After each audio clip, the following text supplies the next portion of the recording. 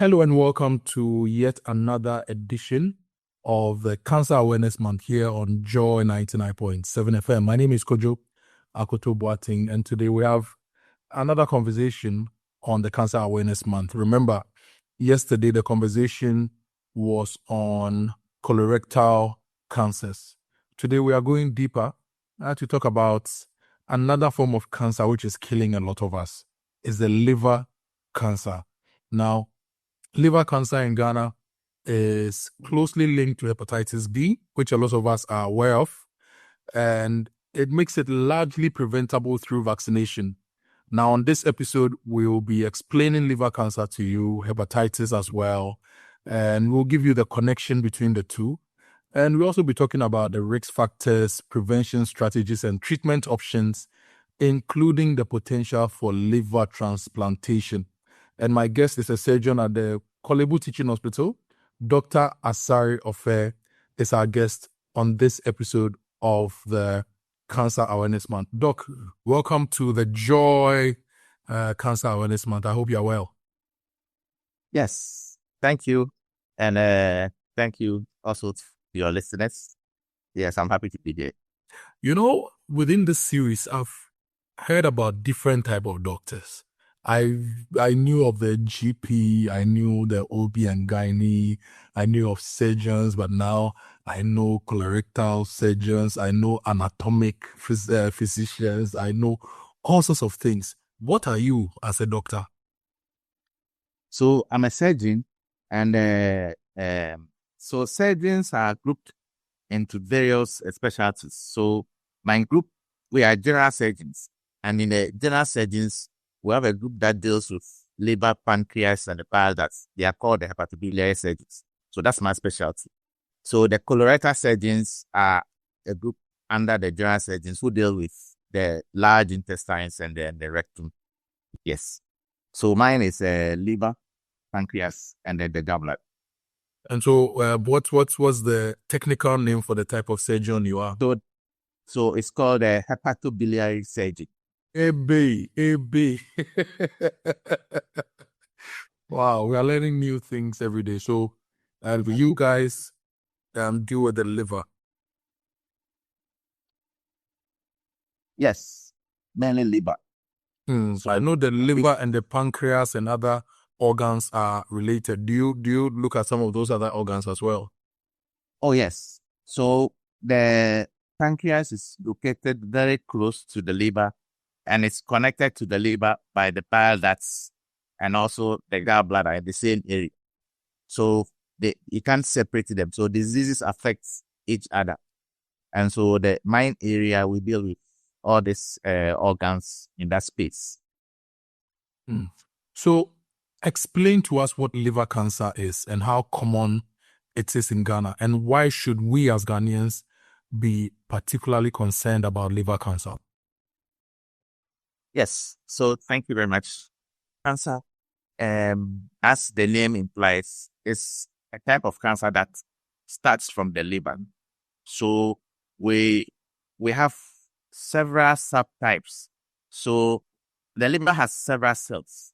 So the liver cells, there are cells from the bile duct, they are from fatty tissue and other structured liver. So if the cancer starts from any of these structures, it will have a different name. And so once it's starting from the liver, we term all of them primary liver cancers. But the one that are starting from the liver cells, we call the hepatocytes. It's the commonest one and the most predominant one. So that one is called the hepatocellular cancers. So they form about 70 to 80% of all the cancers coming from the liver. There is another structure, which is the bile duct, which is also found in the liver. When the cancer starts from that area, then we call that cholangiocarcinoma. It's another type of cancer. So any cancer that is starting from the liver will have the name liver cancer.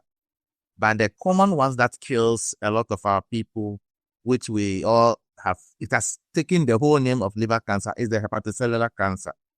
In other words, we shorten it as HCC. So most areas you will see HCC is a hepatocellular cancer, and it forms about 80% or more of all the cancers starting from the liver. And that is the one related to the hepatitis B virus. Now, when you mentioned the HEPA, I immediately connected it to hepatitis B. But what's really the relationship between hepatitis B and liver cancer? How does hepatitis B lead to liver cancer? So what happens is that the liver cancer is caused by several agents, one of them being the hepatitis B, and the most important because it's a leading one in Ghana. So hepatitis is a virus that you get into your body through blood contacts or sexual contacts, or you are born with it. So if a mother is positive for hepatitis B and it's not controlled, it's not treated, the mother can give it to the child. So the child can be born with hepatitis B. And also, if there's any sexual contact with a positive male or female, you can transfer it to your partner. And then if there's any blood transfusion or using of sharp objects from an infected person, you can also get hepatitis B. So it's so similar to how you get HIV infection. So this hepatitis B, when it gets into your body, it goes into your liver, and it starts to cause inflammation. It starts to injure the liver cells. So once the liver cells get injured, then they begin to heal themselves. So the injury and healing cause a overall change in the whole cell type.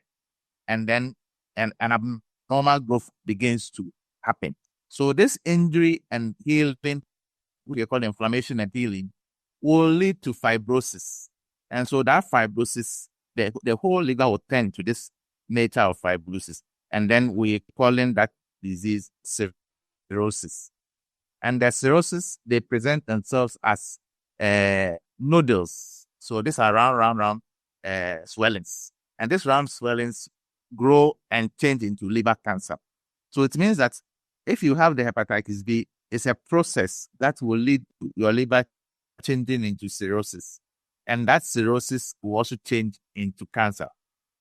In some cases, the hepatitis effects of the inflammation will change the liver cells directly into cancer without even changing into cirrhosis.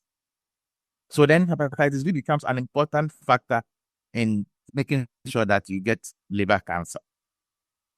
But as we said, there are other contributing factors or risk factors which are involved in the causation of liver cancer. So basically, hepatitis B distorts the regular equilibrium in the liver, which then would result in changes in the liver structure, and continuous existence of these changes then results in cancers possibly developing in the liver. If I get Exactly. you right. Exactly. What about hepatitis C? So hepatitis C is also another virus similar to the hepatitis B that you also get through the same means as you get the hepatitis B. And it also will cause cancer through the same process by changing the liver into cirrhosis, and then the cirrhosis will change, or the fibrosis will change into cancer.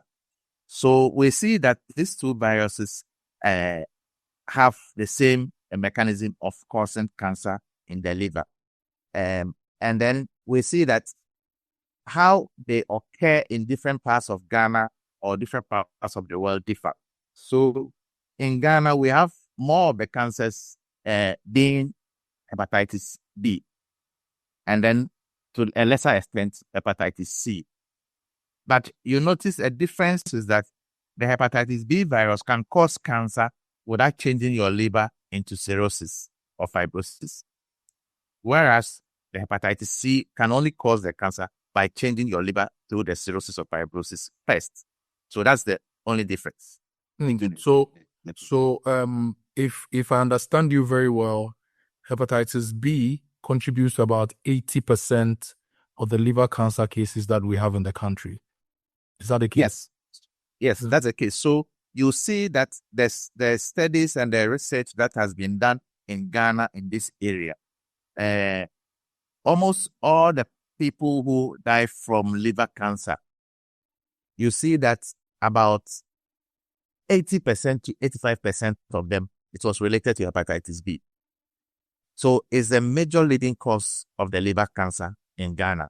And the hepatitis C to a lesser extent, and then aflatoxins and metabolic disease, fatty liver, those ones cause to a lesser extent. But the majority of them, about 80 to 85% of the liver cancers are caused by hepatitis B virus.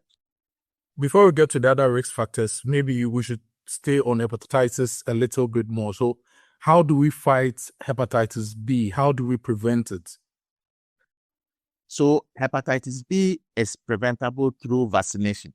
That means that if you are negative hepatitis B, all you need to do is to have a vaccine, 3 doses, and then your body will be able to produce antibodies against the infection. It means that you stand a lesser risk of getting the infection if it comes in, you come into contact with it, because the antibodies are there to fight it. So the vaccine are in 3 doses. So you take one, in about a month's time, you take your second dose. In 3 months' time, you take your third dose. Then you have completed that. So it's able to protect you for the next 10 years. At every point in time, you are capable of testing the antibody levels to see whether they are okay. If they are less than required, you will be advised to have a booster vaccine. If the levels are fine, then you are okay. So this is one of the ways, or the main way you can prevent hepatitis B infection. The other ways are your lifestyle changes. We know that it's through blood contact. So you just have to make sure the sharps used by other people, you don't also use them. You just have to make sure that you have protective sexual intercourse, because if the person is positive, with a high viral, you can get the hepatitis B. If you are pregnant, you have to make sure that you test for hepatitis B at the antenatal clinic. And if you are positive, they will give you interventions that will make sure that you don't transfer to the child. So the most important thing is vaccination for anyone who is negative for hepatitis B. At what point should people get vaccinated? Who qualifies to be vaccinated? Can we vaccinate children? Is it at a certain age in life? Like, for example, on colorectal cancers, we are told that at 45 and above, you should be testing every 5 years, for example. So when it comes to hepatitis B, at what point should people get vaccinated? At what point should we be alarmed? So for hepatitis B, the vaccination is part of the childhood vaccines that are provided by the Ghana Health Service. So this has been going on for the past 15, 20 years. So it means that if you are born in the last 15, 20 years or more, when this program had already started, when you are going for weighing, like the mothers send their children for weighing, those processes, the vaccine that you are giving, the hepatitis B, is already there. But if by some means your location or access, you miss this weighing and vaccination, it means that that child is not protected. It means that child must be, at whatever age you are, you can have the vaccine taken, because it's even given at childhood. So there's no age limit at which you can say this person can take or this person cannot take, because even at that, you can be given. So if you, at any point in time, whatever your age, if you realize you are negative, you need to go for the vaccination. So there's no age limit. So most people who miss the childhood vaccination, and then through some screening, they find that they are negative, then it's a time to also ask for the vaccination as well. Great. This is good to know. This is good to know. So if you're listening to us, go to the hospital, get tested, and try to take the vaccine if you don't have any record of taking the vaccine. This way, we prevent hepatitis, which causes about 80% of liver cancers. Doc, you mentioned other risk factors like aflatoxins and obesity, diabetes. Can you take us through the other risk factors when it comes to liver cancer? Yes. So aflatoxin is a chemical that you get from fungus, those molds that grow on maize, groundnut, and other cereals. So they secrete a lot of chemicals. One of them is called aflatoxin B1. So this aflatoxin directly will cause injury to the liver cells and change them into cancer. So when you eat them, because it's part of the food you are eating, then you stand a higher chance of getting liver cancer. And then you won't know whether the fungus that has grown on your kinke or your banku or your stored food. You will not know. So the best way is that make sure you don't have molds on this and any of your foods. And then make sure you store your food well or you heat them before consuming them. So because it's a major risk factor that cannot be routinely tested or you can't even know because there are only few labs with the capability to even test for the aflatoxin levels in Ghana. So it means that if you go to a regular lab, you can't test for aflatoxin, whether in your food or in your blood, unless a specialized lab. So the only way is that know that all the fungal growths on your food, maize, granules, kinke are potential sources of aflatoxin. So don't eat them or store them such that fungus won't be able to grow on them. So the people who see fungus on kinky and they take the knife and cut all the fungus and eat it and say African gels are not harmful, they are putting themselves at risk, right? A very high risk because it's not what you are cutting off because the liquid or the chemical has already dissipated deeper than you are cutting. So don't just cut, either discard it or make sure you don't have any food item that has the fungus growing on them. But let me quickly add that there are fungus, there are several of them, and most of them don't even secrete. They secrete chemicals, but not this aflatoxin. So you will see people who say, "Oh, by having eaten this fungus, the molds on my food, I don't get liver cancer." Probably the ones that are on your molds are not secreting the aflatoxin B1. But how would you know that this mold is the one secreting or not? The molds that secrete are aspergillus type, but you can't by your eye know the difference. So just avoid that molds are on your food. Yes. So you see that we talk about diabetes, fatty liver, and others also causing liver cancer. So this all we group it as something we call metabolic diseases.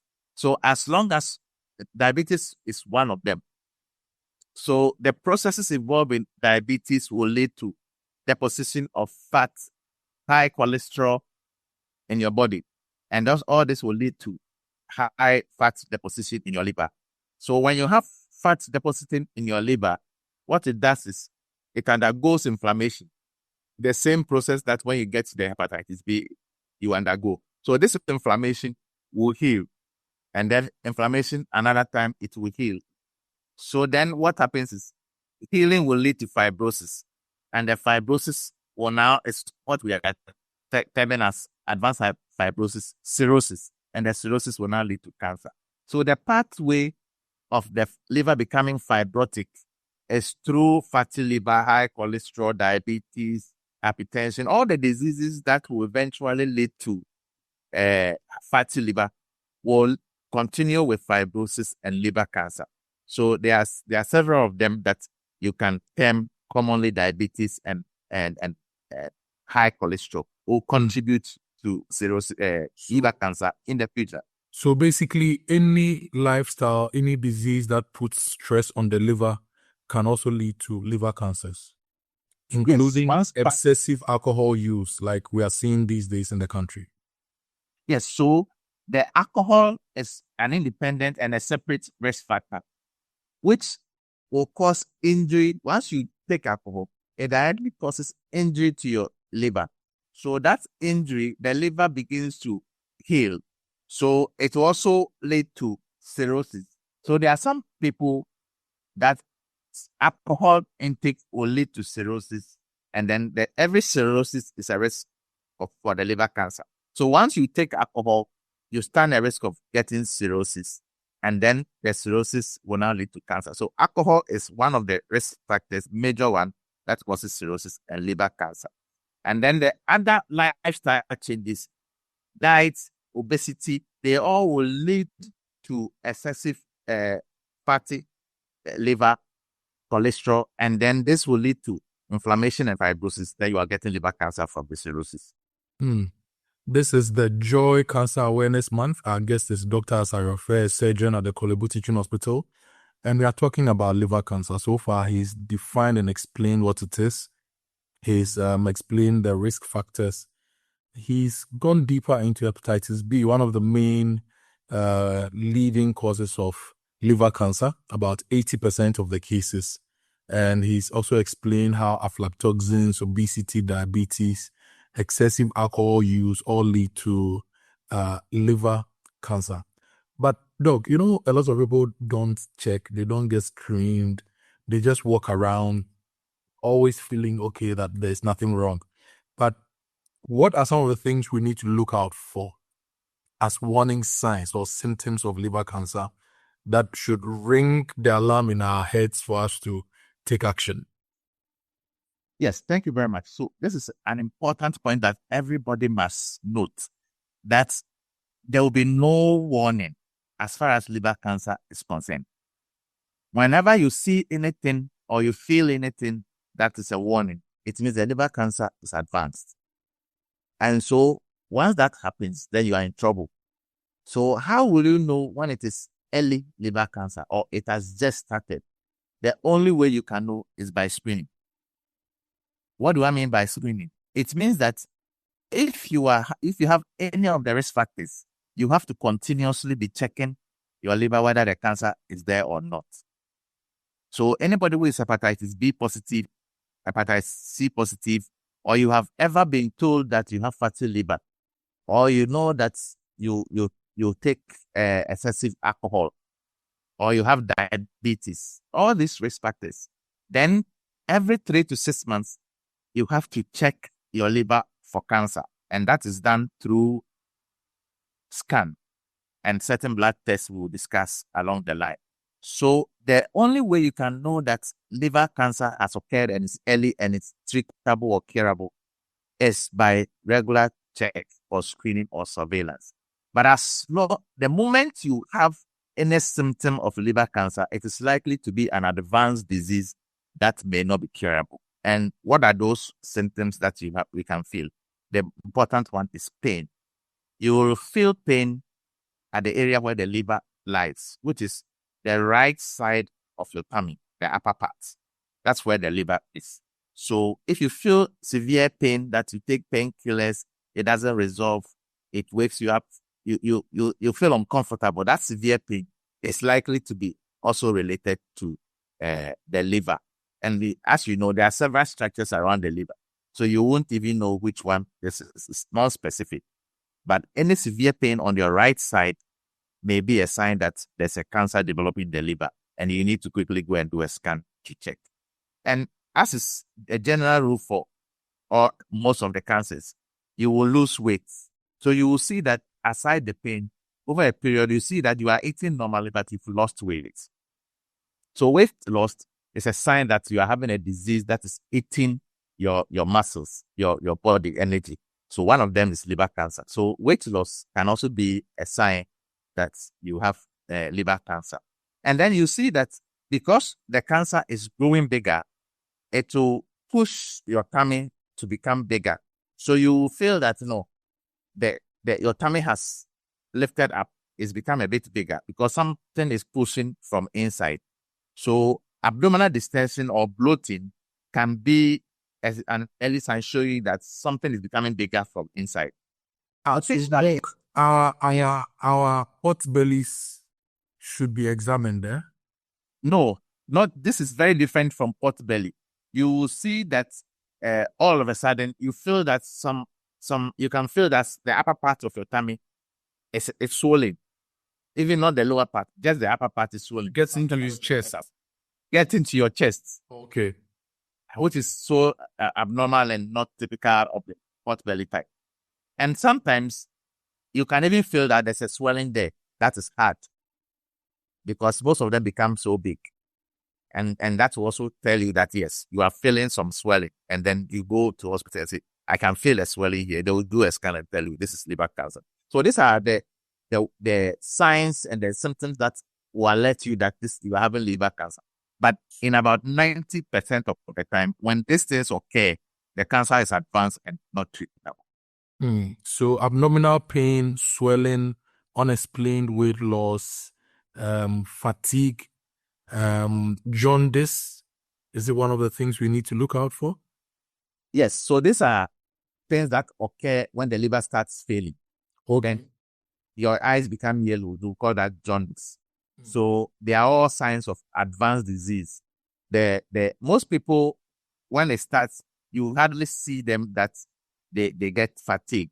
So, and fatigue can pass for so many diseases. But the moment you feel so easily tired like that, the disease is so advanced, your liver is not functioning well, so you don't have energy. Yes, you will see that sometimes even water collects in your tummy. We call it ascites because the liver is failing, so it's not able to hold or drain the water. Your feet become swollen. So all this swollen feet and all this ascites may also be related to kidney disease, heart disease, and other things. So they are non-specific for liver cancer, but they also occur when you have advanced liver cancer. How is screening done for liver cancer? Yes. So for screening liver cancer, the important thing is a test for the risk factors. So hepatitis B, you have to test. Hepatitis C, you have to test. And then a scan of your liver, normally an ultrasound, can be done of your liver. This ultrasound has the capability to see any solid swellings, whether it's cancer in your liver, it will see. If there's cirrhosis, it will see. If there's any fluid, anything in your liver, it will see. So that's one of the important tests you need to do, ultrasound of your liver. And then liver cancer, when it occurs, it secretes in about 70 to 80% of the time, it secretes some chemical. We call it alpha-fetoprotein. So the level of alpha-fetoprotein is so small in about less than 10. So if you test that level, alpha-fetoprotein in your blood at any point in time, and it's gone high, it's a signal that there's cancer that is secreting it. So then you begin to look for where the cancer is, whether it is there or not. So as part of the screening, the alpha-fetoprotein is also done. And then when you are hepatitis B, once you know it's positive, you are not going to continuously do to test whether you are positive or negative, but rather what you are going to do during the screening period is the viral load. How much of the virus is multiplying in your blood at the point in time. That's called the viral load. So that is done. And if your viral load is high, then it means that your risk of developing the cancer is also very high compared to somebody who is positive and the viral load is low or zero. That person has a lower risk of developing the cancer. So the test you have to do is to do the viral load for the hepatitis B, do the alpha-fetoprotein in your blood to check whether it is going up or it's normal, and then do ultrasound of your liver to check whether there's a swelling there which represents liver cancer or not. So these three basic ones are very important in the screening process. You can walk to any hospital and it will be done for you. So if I'm living with hepatitis and I'm on my meds, it reduces my risk of getting liver cancer? Yes. As long as the viral load is zero, your risk is very low. Now, let's go to treatment. What are the treatment options for liver cancer? So far, we've learned that when it comes to cancers, there is a surgical option, there is the chemo, there is the radiation. What options are there for liver cancer? Yes, so for liver cancer, the mainstay of treatment is surgery to remove the cancer or to replace the liver. So there are two main types of surgery that are possible. You remove the cancer from the part of the liver that has been affected, and then you leave the rest of the liver. The liver naturally has the capability to regenerate. It means it will grow back when you cut it. In that case, part of the liver that is cancerous, when you take it out, within 3 to 4 months, it regenerates to replace itself. So you have a normal size. But in situations where the cancer is there, but the rest of the liver is cirrhotic, it's not healthy. In that case, you cannot operate on a cirrhotic liver. It won't function. It will fail. So then it warrants you removing the whole liver and replacing it with a new liver, and that is liver transplant. So in a few situations, liver transplant is possible for cancer because when the cancer is too big, you cannot do liver transplant because in that case, there's a higher chance that the cancer will come back in the new liver you have put there. So there are only small sizes of cancer with cirrhosis that will qualify for liver transplantation. But the majority of the cases, liver resection or hepatectomy will be sufficient to treat the liver cancer. So this is surgery one modality. The second modality is chemotherapy, as we have said. So there are tablets and infusions that work specifically on the liver cancer cells and also modify the blood vessels that supply the cancer cells to deny them of blood so that they die. So this is also another means you can use. There's another modified form of therapy or chemotherapy we call immunotherapy. And this one it's also by infusion, but it works differently. It will stimulate your immune system to fight the cancer cells. And so that's a newer modality of treatment and seems to be giving better results than the conventional chemotherapies that are available for liver cancers. There are instances where radiotherapy, you apply radiation directly onto the cancer in the liver to kill the cancer cells. It's also employed in some cases of the liver cancers. And all this that we're talking about are situations where the surgery is not possible. And so you use this other means. So we must all note that when the surgery is not possible and all these other means are being used, then the target is not to cure you, but to provide you a better quality of life and to prolong your life, because the cancer is being controlled but not cured. The last modality that exists is also a form of chemotherapy and radiotherapy that are delivered through the blood vessels to block the blood that is going to where the cancer is. The cancer will not have the blood. Or introduce radiotherapy in the form of a capsule through the blood to directly affect only that side where the cancer is. So these are relatively newer in environments, but used frequently outside the country for liver cancers. Where can people go to get tested and treated? So you can walk to any hospital for testing. Hepatitis B test, ultrasound, scan test, alpha-fetoprotein is so basic that almost every level or hospital will be able to do for you. So once you walk to any health center, no matter the level, they are capable of doing this test for you. But the interpretation of the test requires that you meet somebody who has the knowledge, because the risk is that many of the patients who come with liver cancer 4, 5, 6, 7 years ago, they did this test and they were told that the virus is inactive. And so they went to sleep, only to have liver cancer 4 or 5 years later. So it means that there was a problem with the interpretation when the person did the test. So it's important that you visit a center or a physician who has the knowledge, expertise to advise you well. There's nothing like inactive virus forever. Inactive only means that at the time you did the test, the viral load is low or negative or undetected. So at that point in time, it's inactive. In 6 months' time, when you do the test, you will have a different picture. The viral load may be in the roof. So if you had gone to sleep and the viral load has gone onto the roof in 6 months' time, it was only taking the next few years for it to destroy the liver into cancer when you were thinking that it was inactive. So never take inactive as a Bible text and follow it. Continue to do the test periodically every 6 months. And all this screening you have to do, you don't have to go beyond 6 months. Minimum 3 months, but maximum within 3 to 6 months, you must repeat the tests, because there's enough evidence that the virus can be undetected now, but in 3 months that you start multiplying. So to catch it and go for the treatment, you need to do the test every 6 months.